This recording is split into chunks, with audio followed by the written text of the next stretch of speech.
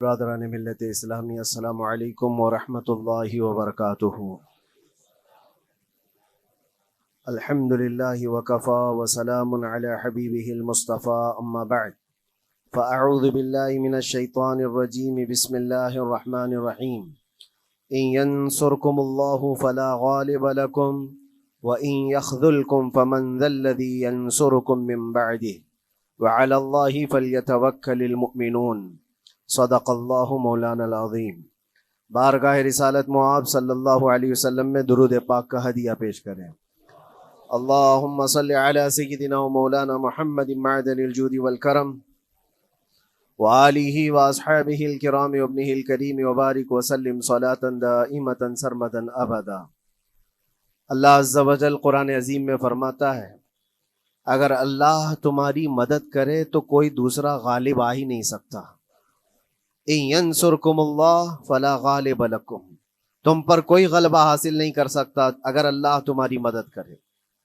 وَإِن يَخْذُلْكُمْ فَمَنْ ذَا الَّذِي يَنْصُرُكُمْ مِنْ بَعْدِهِ، اور آگے اللہ فرماتا ہے، اور اگر اللہ تمہیں چھوڑ دے یا گرا دے تو کون ہے اس کے بعد جو تمہاری مدد کرے۔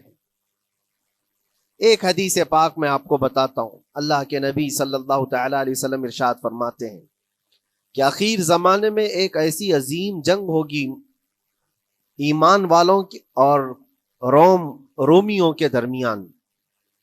کفار و مشرکین ہیں اور مسلمین ہیں۔ اس کو ملحمۃ الکبریٰ کہا گیا ہے، قیامت سے قریب ہونے والی یہ سب سے بڑی جنگ ہے۔ اسی سے آپ اندازہ لگائیں، اللہ کے حبیب صلی اللہ علیہ وسلم ارشاد فرماتے ہیں کہ اس میں کفار و مشرکین 80 جھنڈوں کے نیچے آئیں گے اور ہر جھنڈے کے نیچے 12,000 کی فوج ہوگی، جو تقریباً حساب کرنے پر 9,60,000 کی فوج بن جاتی ہے۔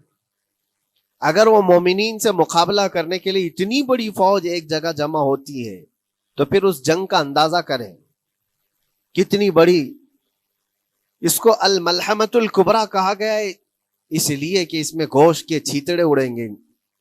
ملحمہ جو کہا گیا ہے عربی میں کہ گوشت کے ٹکڑے ٹکڑے دیکھے جائیں گے، اس قدر اس میں جانے جائیں گی۔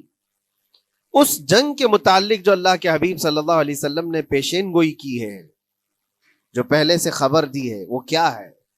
فرمایا کہ پہلا دن جب ہوگا مقابلہ کا تو اس میں مسلمانوں کی جماعت میں تعداد کتنی ہوگی یہ تو نہیں بتایا گیا، کفار و مشرکین کے تو بتایا ہے کہ 80 جھنڈوں کے نیچے آئیں گے، لیکن مسلمان اور مومنین جو لڑ رہے ہیں ان کی تعداد کا کوئی علم نہیں ہے ہمیں، لیکن یہ پتا ہے کہ ان میں سے 1/3 ایک پوری جماعت کا 1/3 حصہ میدان چھوڑ کر بھاگ جائے گا۔ جنگ میں سے وہ میدان چھوڑ کر بھاگ جائیں گے جب اتنی شدت کی چیز ہو رہی ہو، مصیبت آ گئی ہے، تکلیف آ گئی ہے، 1/3 میدان چھوڑ کر بھاگ جائیں گے۔ اور ان پر کیا فرمایا حضور پاک صلی اللہ علیہ وسلم؟ فرماتے ہیں وہ دنیا کے روئے زمین کے بدترین لوگ ہوں گے، ان کی توبہ بھی قبول نہیں ہوگی، وہ سب سے بدترین لوگ ہوں گے، پیٹھ دکھا کر جو نکل چکے۔ دوسرا مرحلہ آئے گا، دوسرا پڑاؤ، یہ ایک بہت سخت سٹرگل کرنے والا میدان ہے، مصیبت اٹھا رہے ہیں، مشقت اٹھا رہے ہیں۔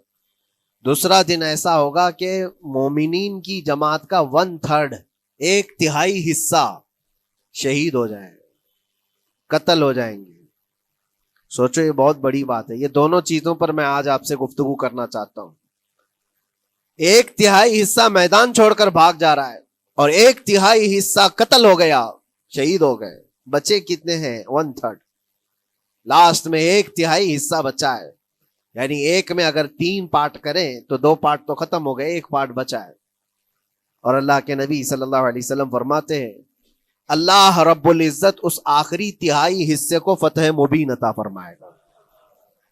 فتح تو ہے ان کی، فتح ہوگی ان کی، لیکن جو حصہ بچا ہوگا وہ آخر کا 1/3 حصہ ہوگا۔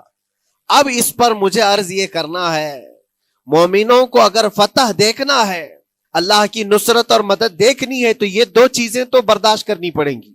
کون سی؟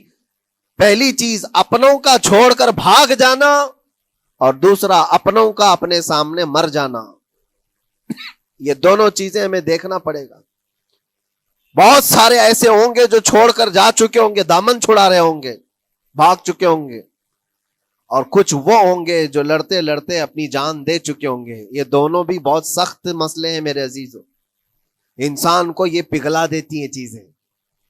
اگر آپ کو ایسا لگے کہ میرے اپنے جاننے والے لوگوں میں سے کچھ لوگ مجھے چھوڑ کر بھاگ جا رہے ہیں، تو یہی انسان ٹوٹ جاتا ہے، اس کے دل کی کیفیت بدلنے لگ جاتی ہے، وہ پھر مایوسی کا شکار ہونے لگتا ہے۔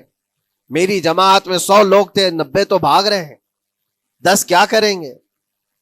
اس کا اندر سے جو عزم تھا، حوصلہ تھا، وہ ڈاواں ڈول ہونے لگ جاتا ہے۔ اپنوں کا چھوڑنا یہ بہت بڑی آزمائش ہوتی ہے، وہ کسی بھی میدان میں آپ دیکھ لیں، کسی بھی میدان میں اپنے لوگ اگر چھوڑ دیتے ہیں تو یہ اس کے لیے آزمائش ہے بہت بڑی۔ اور دوسری آزمائش تو یہ ہے، بچے آدھے تھے، اس میں سے تو آدھے انتقال کر گئے۔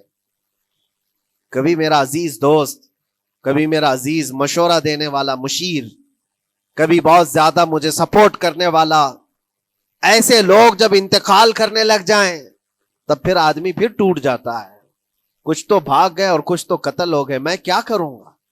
میرے عزیزو، جو آخر میں بچنے والے لوگ جو ہوتے ہیں نا، وہ معمولی نہیں ہیں، وہ اللہ کی ذات پر سب سے زیادہ توکل کرنے والے لوگ ہیں، ان کو کوئی چیز ہٹا نہیں سکتی۔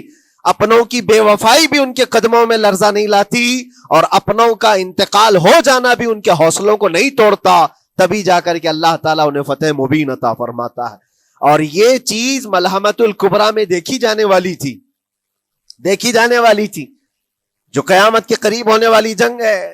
لیکن میرے عزیزو، آج ہم نے اپنی آنکھوں سے یہ مشاہدہ کیا ہے، غزہ کی سرزمین پر، فلسطین میں 15 مہینے کے بعد آج صہیونی حکومتیں اور یہودی غاصب حکومتیں صلح کرنے پر اور ایگریمنٹ کرنے پر مجبور ہو گئی۔ دنیا ان کے منہ پر تھوک رہی ہے، تم 50,000 سے زیادہ لوگوں کو قتل کر کے صرف 200 لوگوں کو چھڑانے کے لیے آج بھی فتح کا جشن منا نہیں پا رہے ہو، بلکہ پھر جھک کر کے ان کے ساتھ معاہدہ ایگریمنٹ کرنے پر مجبور ہو۔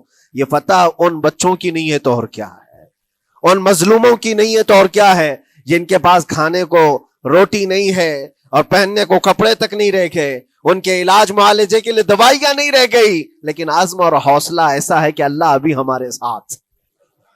میرے عزیزو، ان کے توکل اور ان کے عزم کے متعلق یہ صرف اور صرف اخبار کی باتیں نہیں ہیں، سوشل میڈیا کی باتیں نہیں ہیں،